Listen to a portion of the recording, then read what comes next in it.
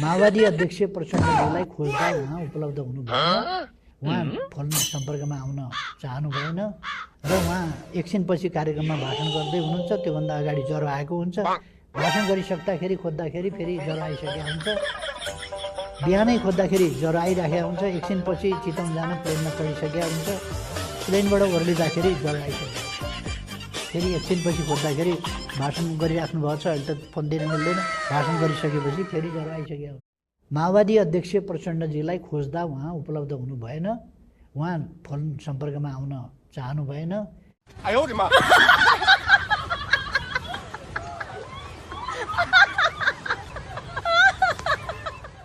र उहाँ एकछिनपछि कार्यक्रममा भाषण गर्दै हुनुहुन्छ। त्योभन्दा अगाडि ज्वरो आएको हुन्छ।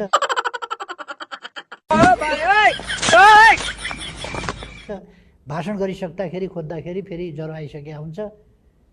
बिहानै खोज्दाखेरि ज्वरो आइराखेको हुन्छ। एकछिनपछि चितवन जान प्लेनमा चढिसकेको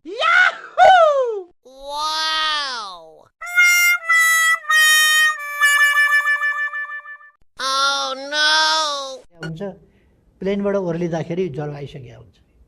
फेरि एकछिनपछि खोज्दाखेरि भाषण गरिराख्नु भएको छ, अहिले त फोन दिन मिल्दैन। भाषण गरिसकेपछि फेरि ज्वरो आइसक्यो।